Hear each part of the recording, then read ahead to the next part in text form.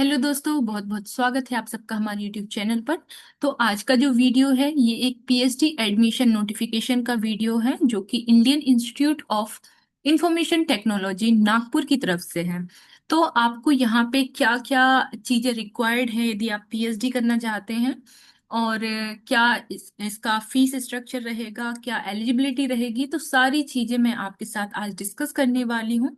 तो I hope आप video में लास्ट तक बने रहेंगे ताकि आपको कोई भी कंफ्यूजन ना हो। तो सबसे पहले आपको Indian institute of information technology Nagpur के होम पेज पे जाना है। होम पेज पे जैसे ही आप जाओगे तो पीएचडी एडमिशन का जो एडवर्टीजमेंट वहां पे चल रहा होगा या फिर जो ब्राउज़र है वो आपको देखने मिलेगा। तो जो कि इस तरीके का है, मैंने ऑलरेडी इसको डाउनलोड करके रखा है। तो आप या तो वेबसाइट से देख सकते हैं, जो कि वेबसाइट यहाँ पे मेंशन भी की गई है, यहाँ पे आप देख पा रहे होंगे।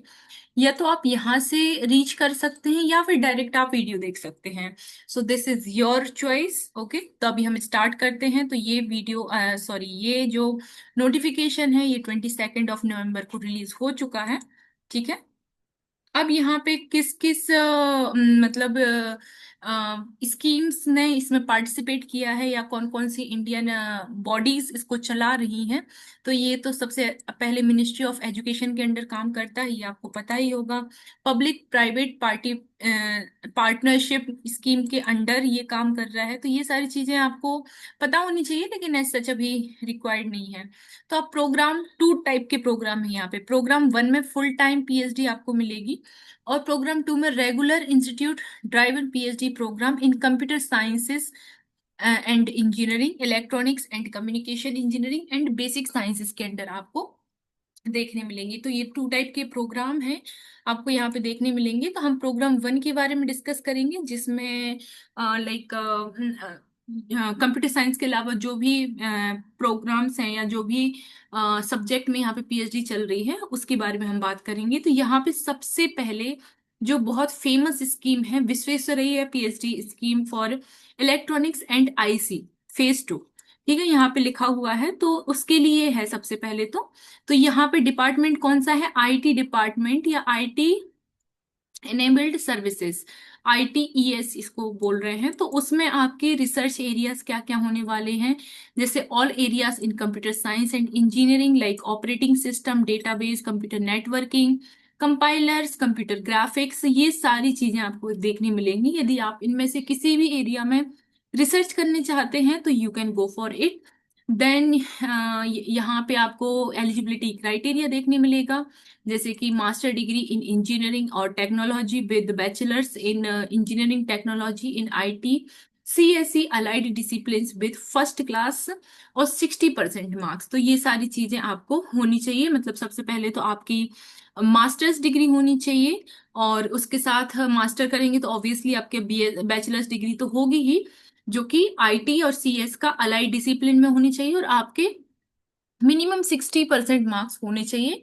और यदि आप एससी एसटी या पीडब्ल्यूडी से बिलोंग करते हैं तो आपके 55% मार्क्स होंगे तो भी चल जाएगा यार। और यदि आपका स्कोर कार्ड जो है वो सीपीआई या सीजीपीए में है तो आपका 6.7 होना चाहिए। 7.5 आपका 10 पॉइंट स्केल में मतलब ये आपका स्कोर होना चाहिए। अब इसके बाद वैलिड स्कोर क्या है, आपका वैलिड गेट स्कोर होना चाहिए, ये डिजायरेबल है।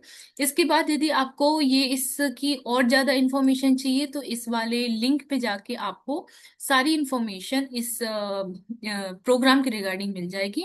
अब स्कॉलरशिप की यदि बात करें तो यहाँ पे ये फुली फंडेड पीएचडी प्रोग्राम है जो कि विश्वेश्वरैया स्कीम के अंडर काम करता है, जिसमें 38,750 रुपीज पर मंथ आपको इनिशियल 2 इयर्स के लिए मिलेंगे। Then 43,750 rupees for next 3 years के लिए मिलेंगे। तो ये 5 इयर्स का आपका प्रोग्राम रहेगा, और जिसमें कंटिजेंसी ग्रांट भी आपको मिलेगा। ठीक है। अब इसकी बात करेंगे प्रोग्राम टू। ये प्रोग्राम वन किसके लिए था, ये विश्वेश्वरैया स्कीम के अंडर था। अब हम प्रोग्राम टू की बात करें, प्रोग्राम टू में आपको जैसे अलग अलग इसमें ये कंप्यूटर साइंस के और इलेक्ट्रॉनिक्स या अलग अलग डिपार्टमेंट्स जो हैं उसके अंडर आपको पीएचडी करने मिलेगा।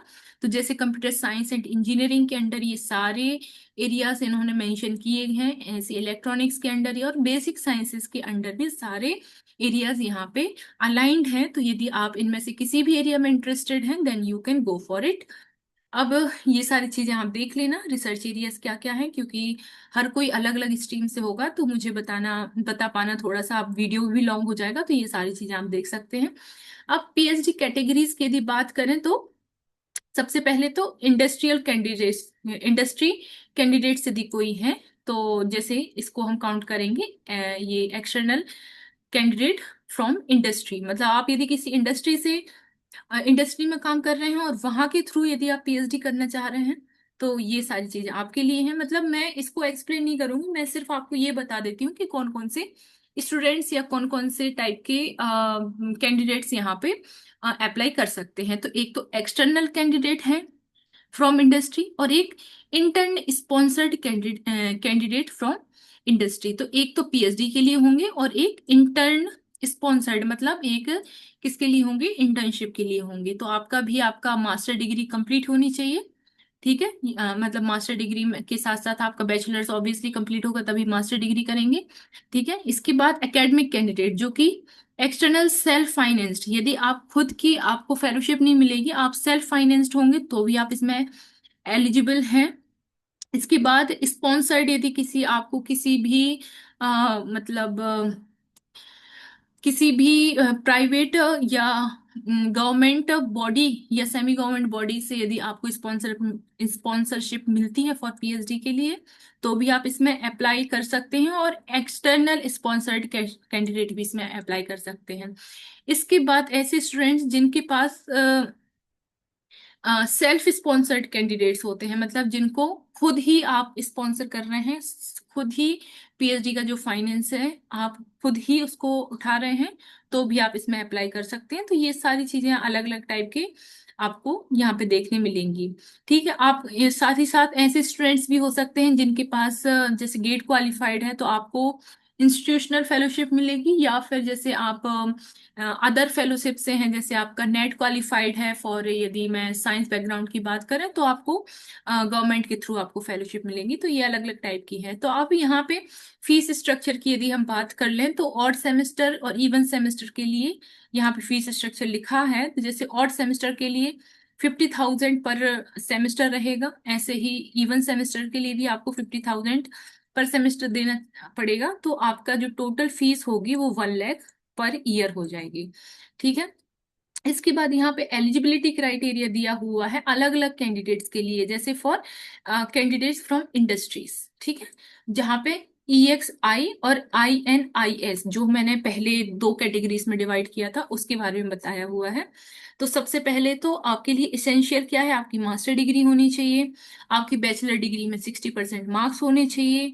इसके बाद यदि आपके पास बैचलर डिग्री है और आपके पास 60% मार्क्स हैं, ठीक है, और साथ ही साथ आपके पास 3 इयर्स का रेलेवेंट एक्सपीरियंस है तो आप इसमें अप्लाई कर सकते हैं, और वैलिड गेट स्कोर आपके पास होना चाहिए। ऐसे ही आपके पास अलग अलग यहाँ पे आपको एलिजिबिलिटी क्राइटेरिया मिल जाएगा। तो आप जिस भी कैटेगरी से बिलोंग करते हैं आप एक बार उसको देख लेंगे। अब ये आपको कैसे अप्लाई करना है, तो आपको ऑनलाइन प्रोसेस को फॉलो करना है जी। यहाँ पे एक लिंक दी हुई है, जैसे आप लिंक को क्लिक करेंगे तो फॉर्म ओपन हो जाएगा, ठीक है। अब लास्ट डेट जो है आपकी 6 दिसंबर लास्ट डेट है, तो इसके पहले आपको अपना फॉर्म जो है वो फिल कर लेना है। यहाँ पे फीस भी दी हुई है, जैसे यदि आप जनरल या ओबीसी कैटेगरी से बिलोंग करते हैं तो आपको 1,000 रुपीज देने पड़ेगा, प्लस जीएसटी आपको 180 रुपीज, तो 1,180 रुपीज आपको टोटल फीस देनी पड़ेगी। या आप यदि PWD SC ST कैटेगरी से बिलोंग करते हैं तो आपको 590 रुपये देने पड़ेंगे, ठीक है। तो ये है किसके लिए, सिंगल पीएचडी प्रोग्राम के लिए। यदि you are applying for both PhD program for CSE department only तो आपकी ये फीस इस तरीके से होगी, ठीक है। अब जो भी आप फीस पे करेंगे या जो भी है तो वो उसका जो बैंक अकाउंट डिटेल्स है वो यहाँ पे लिखी हुई है, यहाँ पे स्कैनर भी है, तो सारी चीज आपको फिल कर देनी है। इसके बाद हम बात करें कि वेटेज डिस्ट्रीब्यूशन की यदि बात करें तो टोटल मार्क्स आपका मतलब यहाँ पे इंटरव्यू होगा। सबसे पहले तो आपका यहाँ पे, हाँ, सिलेक्शन प्रोसीजर की बात करें तो सबसे पहले आपका एक रिटन टेस्ट होगा, ठीक है, जो कंप्यूटर बेस्ड टेस्ट हो सकता है या फिर मतलब पेन पेपर पे जो गोले भरवाने वाला होता है वो भी हो सकता है।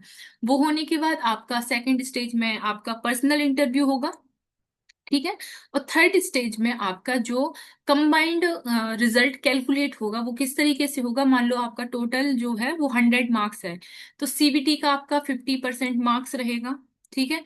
ऑफलाइन इंटरव्यू 40 मार्क्स में से होगा और 10% जो आपका होगा, 10 मार्क्स आपको गेट या सीएसआईआर नेट या यूजीसी नेट के अकॉर्डिंग आपको मिलेगा। तो मतलब एक का 50%, ऑफलाइन इंटरव्यू का 40% और 10% आपके मार्क्स का, तो इस तरीके से आपका स्कोर बनेगा, ठीक है। और सीबीटी टेस्ट के लिए यहाँ पे सिलेबस लिखा हुआ है, तो ये सारी चीजें आपको फॉलो कर लेनी है, ठीक है। यहाँ पे कुछ इंपॉर्टेंट डेट्स भी लिखी हुई हैं, मतलब 22 से आपका फॉर्म फिलिंग स्टार्ट हो चुकी है, 6 दिसंबर आपकी लास्ट डेट है, यदि हार्ड कॉपी सबमिट करते हो तो 9 दिसंबर आपकी लास्ट डेट है। 11 दिसंबर को आपका सीबीटी मोड में टेस्ट होगा। इसके बाद आपकी जो लिस्ट है वो आपकी 6 जनवरी को आ जाएगी।